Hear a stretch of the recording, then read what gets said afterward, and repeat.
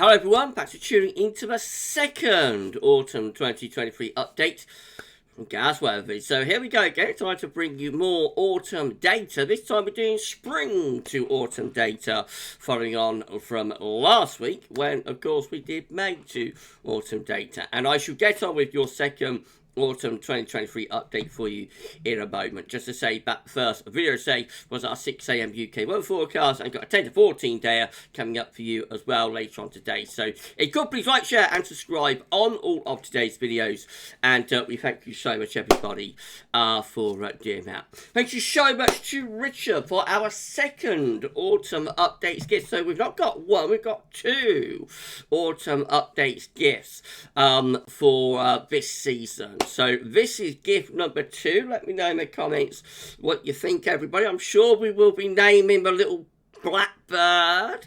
I'm sure I'll be naming the little Dick before too much longer. Thank you so much, Rich. I love it. The autumn updates gifts are always my personal favourites because of the colours. You know, I love being oranges and reds and russets and whatnot. Very, very lovely. Thank you so much, Richard, for our fantastic second autumn updates gift. And thank you so much to Shryan as well. Thank you so much to Shryan for sorting out all of the years for us for this update. So hashtag Team Gav yet again coming through for us on this second autumn 2023 update.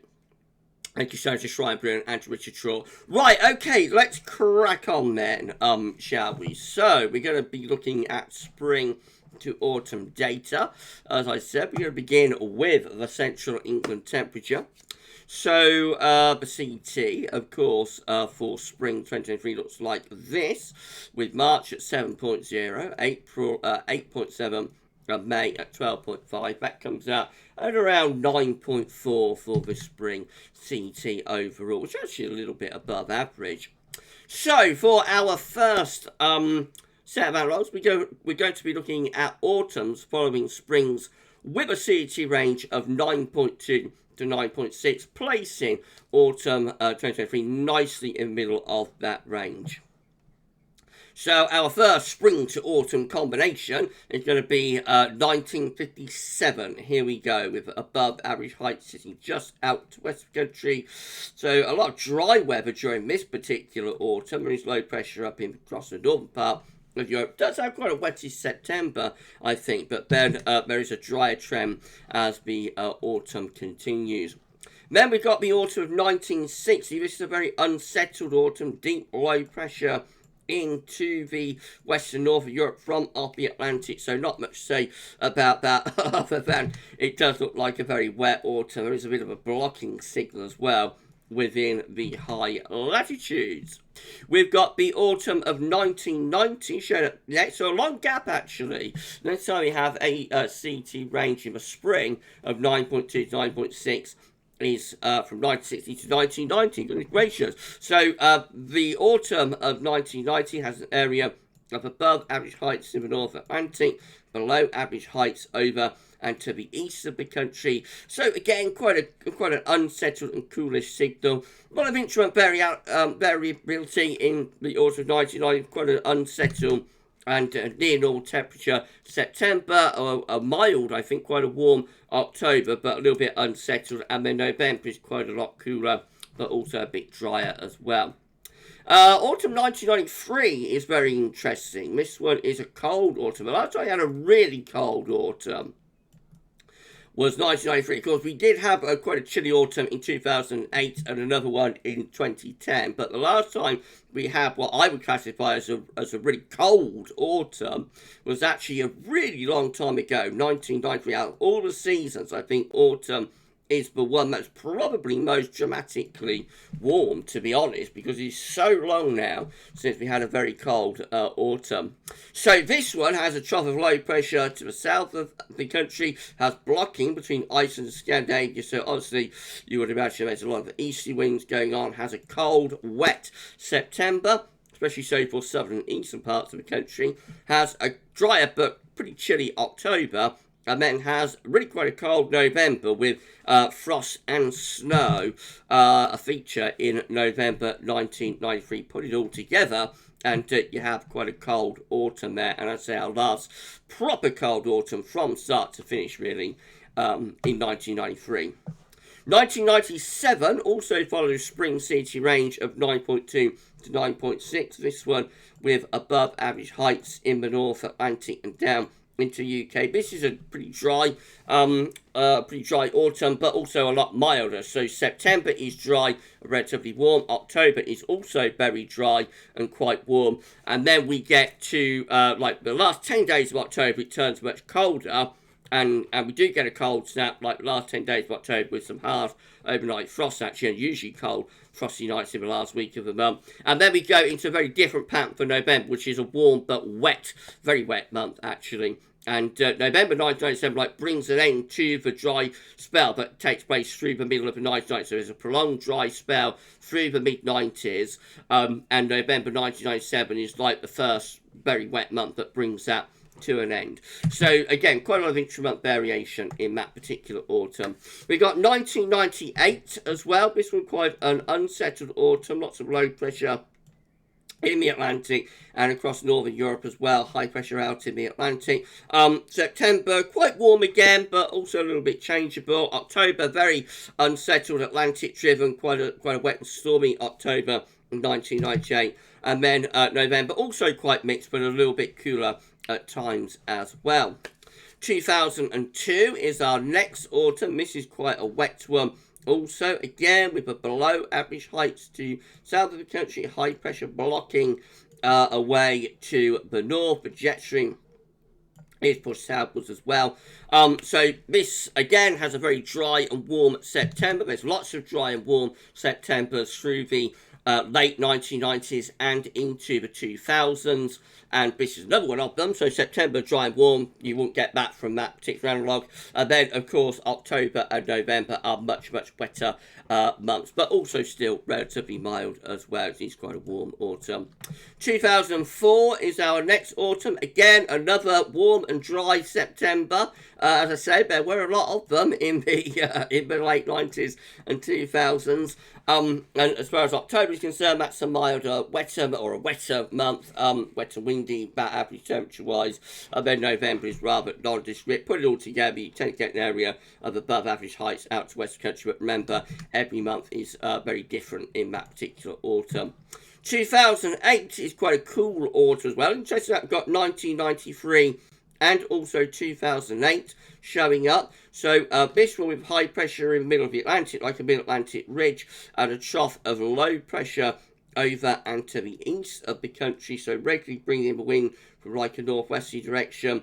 So September, after all of those warm, dry Septembers through the late 90s and early 2000s, September 2008 is actually a cooler and more unsettled. It does have quite a dry period, but not overly warm in that dry period. And, you know, there are also some quite wet weather at times during September 2008. So it was a rather different September. Then, of course, we get the October snow. I'm sure a lot of you remember that in October 2008, around the 29th, 30th, we have like snow falling across the lowland, southern England, which is very unusual for October. Only happened 2 or 3 times in the 20th century. And then November is also quite a chilly month, you know, cold snaps coming in, going. So rather cooler autumn, not as cold as 1993, but a rather cooler autumn in 2008, heralding the start of the run of colder winters, of course, from 08-09 to 12-13. The autumn, you know, of 2008 was a little bit of a heads up, I think. I've got another pretty wet autumn here in 2012 as well. This is another coolish, wettish autumn, particularly unsettled with low pressure across the northwest Europe. Again, has quite a wet, cool September, actually, in 2012. October and November also have quite a lot of rain as well. Follows on from a dismal summer in 2012. So, yeah, we've got another pretty coolish, wettish autumn showing up there. And then we've got 2018, which shows up. And this one has low pressure out in the Atlantic. It has high pressure over and to the east of the country. So this is a drier, milder autumn that we get in 2018, rather forgettable. 2019 is pretty unsettled autumn as well. A little bit on the cool side, with trough at below average heights in the North Atlantic, across the North and Western Europe, and high pressure somewhere around Greenland and Iceland. Right, so let's put all that together then. 2019 has been the last year, so let's put all that together then. This is how all September's combined are looking, following a spring CT range of 9.2 to 9.6. Overall, quite a cool unsettled signal, with a mid-Atlantic ridge heading up towards Greenland and a trough of below average heights across northern parts of Europe, which of course brings the wind in from a relatively cool northerly direction a lot of the time. So cool and unsettled overall with these Septembers. Remember, there will be Septembers that deviate from that. So 1997 was a dry and warm September. 2002 and 2004 were dry and warm Septembers as well. So as ever, there could have been exceptions to the rule, but the overall package comes out with quite a cool unsettled September signal. Gets a little bit worse for all Octobers combined as the trough of low pressure backs into the west of Europe. So just a very wet signal really for those Octobers. Quite a cool, or even potentially quite cold and wet signal for October, following that spring CT range. And then November looks like that.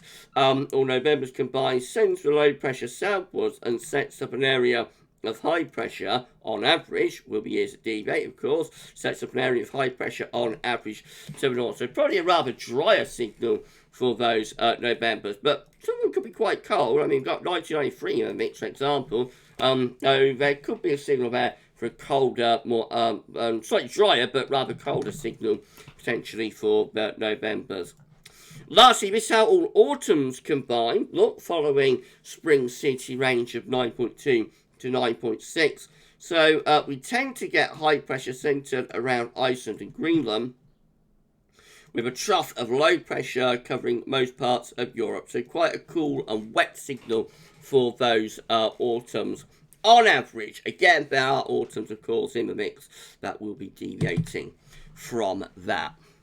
Okay, so that's our first set of analogues done and dusted, but we have got another set to show you, which is going to involve rainfall. So why not do that? Let's move over to the England Wales precipitation page at Hadley and at UK Met Office. So the CT goes all the way back to 1659. England Wales precipitation goes all the way back to 1766. These are the oldest and most reliable temperature and rainfall records anywhere in the world, I think. But we're not interested in the years all that far back. For this update, we want to come down to 2023, to the most recent year, and we see what happened during this spring, where we had a very wet March with 136.9 millimetres. That was the wettest March since 1981. April had a drying trend, relatively average, I suppose, at 76.9 millimetres, and then May becomes very dry at 43.5 millimetres. Now, putting all that together, we can't actually come up with a range. There are too many years, that come out with a similar combined rainfall. So what we're going to look at is something different, and I don't think we've looked at before. We're going to be looking at springs that have a drying trend. So very simply, you can see the way the spring got drier from start to finish, started very wet, ended up very dry.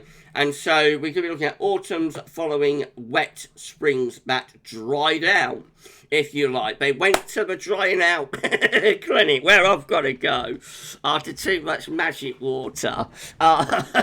These springs, they went to dry out, got on the wagon.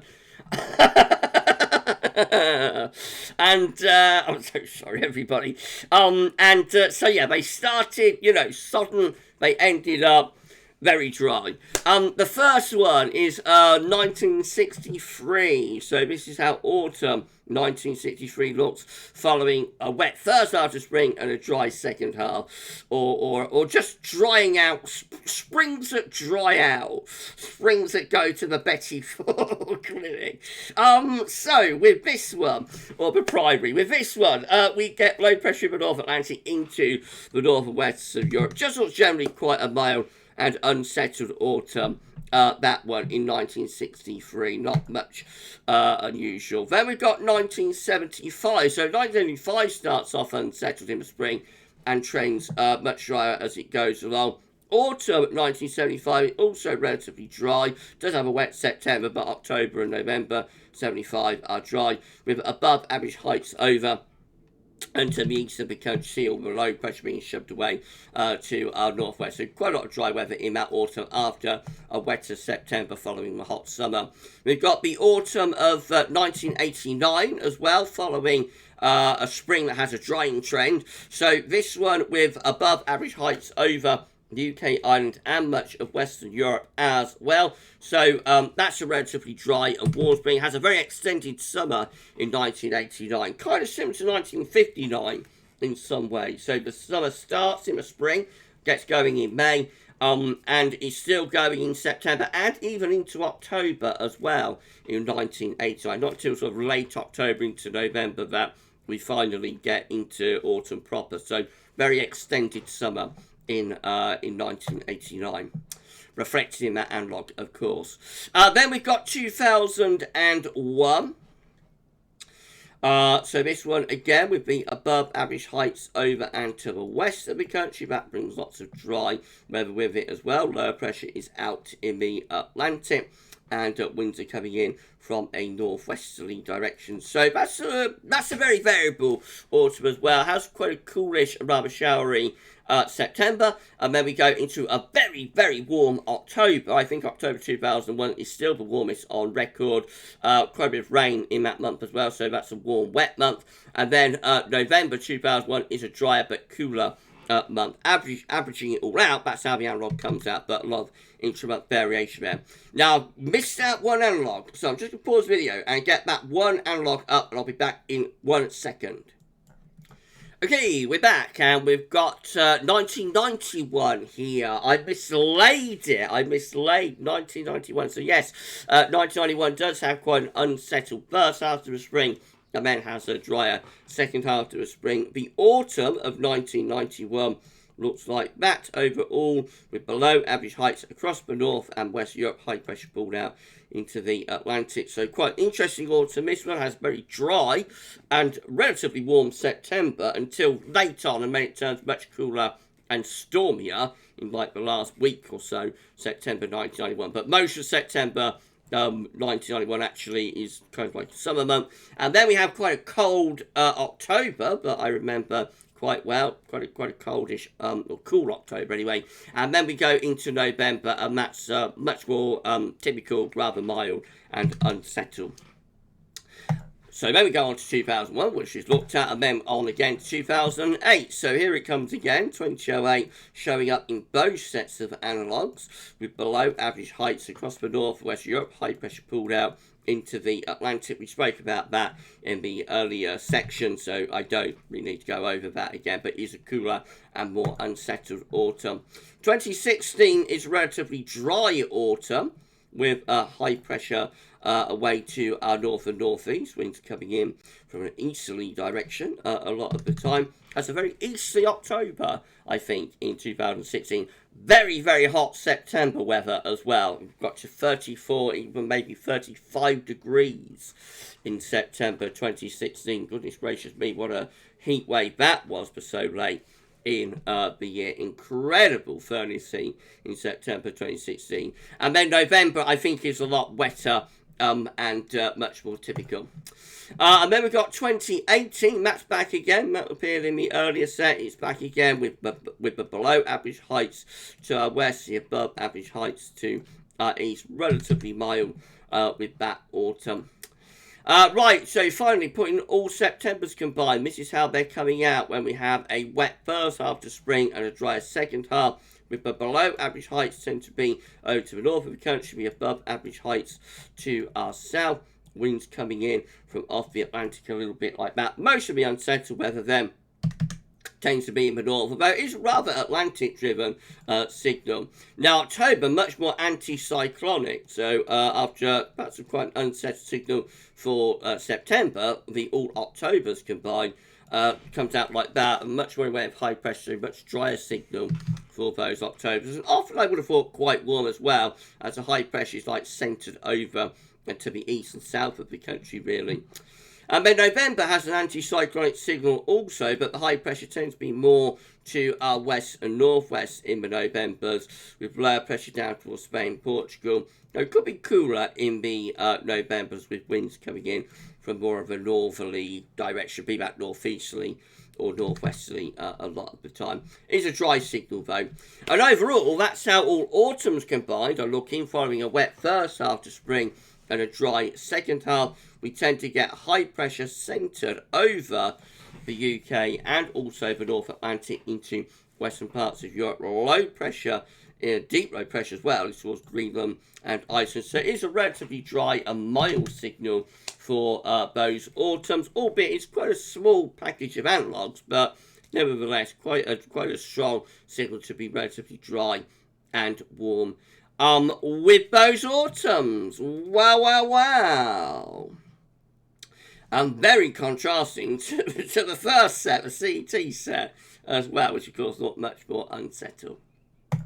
Right, we're done. Thank you so much everybody for tuning in to the second autumn 2023 update. If you enjoyed this autumn update, then please can you like, share and subscribe, and why not drop a comment as well and let us know what you think about this autumn update and all of our videos and content and live streams, etc. If you ding the bell, you'll be able to be notified when we release content, including future autumn updates and when we live stream and do all of our other content on the channel.